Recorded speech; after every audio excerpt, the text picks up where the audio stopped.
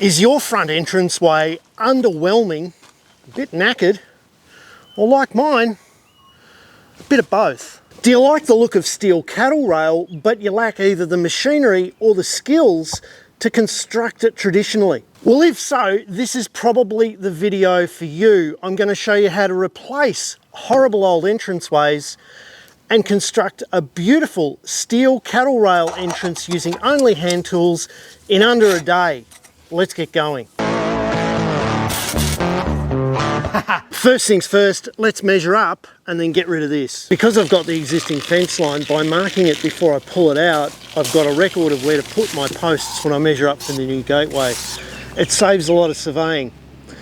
The other thing I did as well was I got in a services locator. Because this is on a boundary near where services enter the house, I wanted to be absolutely certain I wasn't going to dig up something really inconvenient like fibre optic cable or high pressure gas. And while the nearest service to my gateway was 5 metres out, that's not always the case. And in fact, only 100 metres up the fence at the corner post here, there's a high pressure gas line that's only 50 mil away from the corner post, meaning that if I ever replace this, I'm going to have to hand dig and be really, really careful. Utilities companies put their services wherever they want, but if you hit them, you pay. Rightio, demolition time.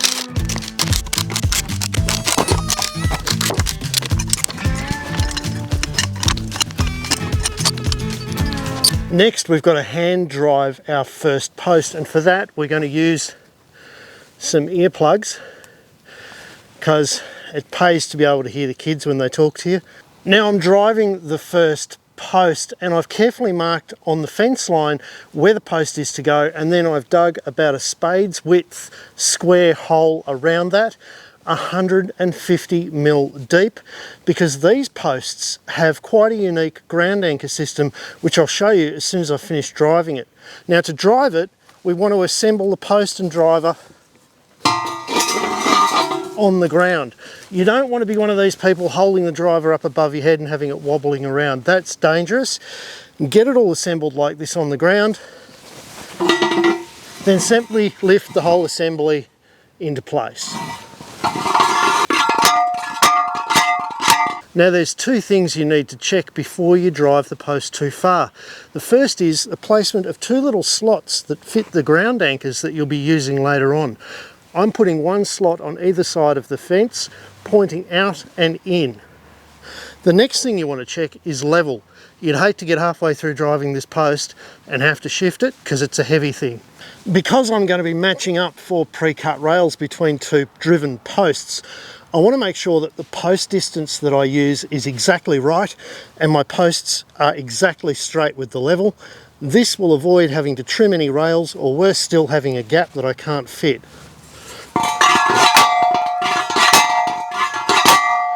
Besides, it gives you an excuse to take a break from hitting this thing too.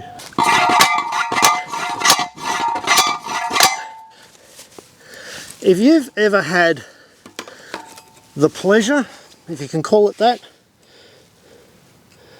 of driving round steel posts into the ground before, these drive-type posts are an absolute revelation. Because of their fin design in the driving section, they go in just as easily as a regular steel post on a fence line, and yet they've got the strength of the round steel above the ground. Team that with the ground anchors, they're not going anywhere.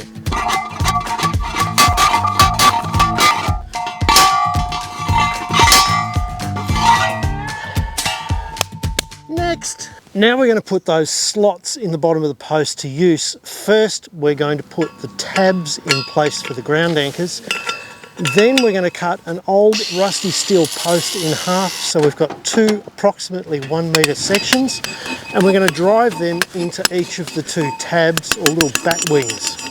We're going to drive them down so that they're sticking around about 100 mil up from the angled bracket. Then, because we dug a 150 mil deep hole, covering up rusty ends of the steel posts and making the job look as good as new, is super easy. The advantage of this ground anchor system for hanging a gate or an end assembly should be quite obvious. Because we've got diagonal piles driven into the ground, we've just suddenly increased the diameter of our post. Now, because this is a gateway, we want our gate to fit pretty snugly when we're finished. So we want to leave around about 1 inch or 25 mil of clearance to each of the posts. So I'm just putting the gate in place for one last visual inspection to make sure that I've got my measurements right. And we're good to go. And now simply repeat the process.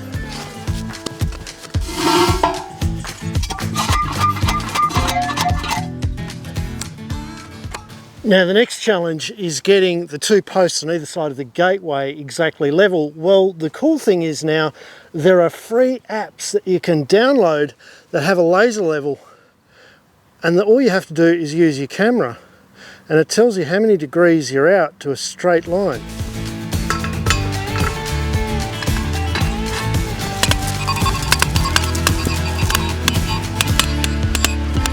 Well, that's not going anywhere. Next up, use one of the rails and make sure that all the rails are exactly the same length. I have, and these are all 3020. Set one of the rails up firm against your end post and then mark a line on the ground, leaving yourself plenty of leeway each side because you're going to be digging a hole for the post. And this is where the face of your post has to go. Now, unfortunately, I don't know how well you can see it, but there's a ginormous root in this hole right where the railing ends.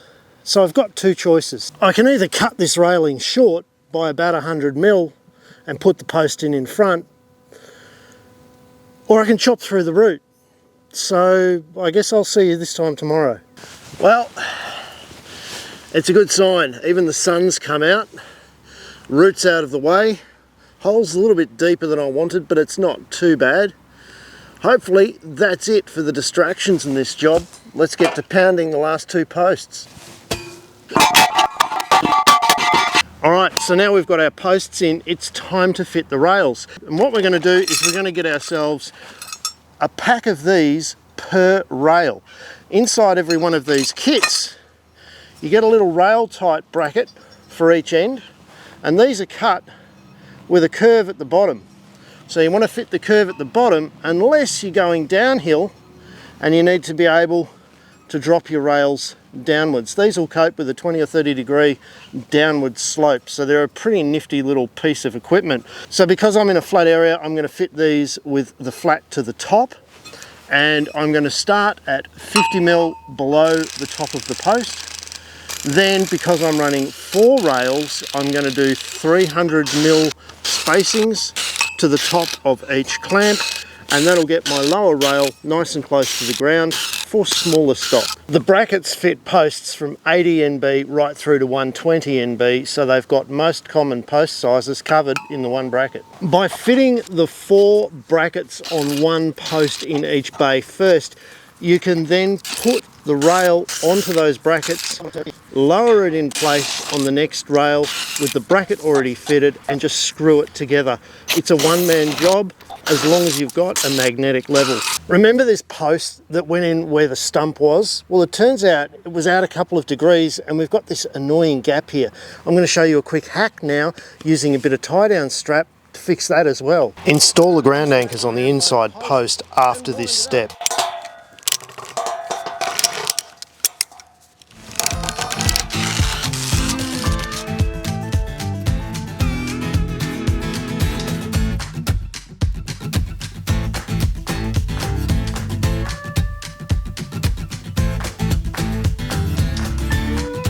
Well, there we go. I can crawl out of the bushes. The gateway is complete. We've just got to now hang the gate. And Rotek's got me covered there too with a great little kit. All you need is a spanner, no welding, no cutting, and just a little tech screw. This gate kit is really well engineered and made. You get 2 sets of hoops, one marked bottom, one marked top. Look on the inside for the marking. You get a gate spacer and an adjustable bottom pin.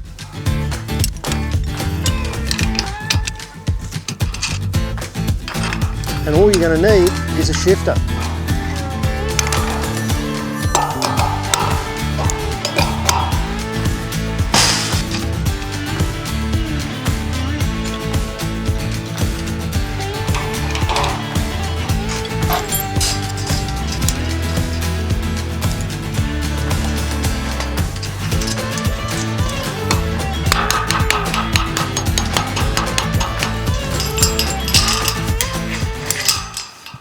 So if you want a smart all steel cattle rail front entrance, but you can't get hold of a contractor, or you're worried you don't have the tools, skills or equipment, the Rotech kit is super easy to use. You can build it in a day. And now all I've got to do is figure out where to mount this. I might even treat myself to a new one. Send this video to someone who you reckon could use a soup up of their front entrance. And if you like this kind of content, don't forget, hit the little subscribe button, give it a thumbs up. There's plenty more every week. See you then.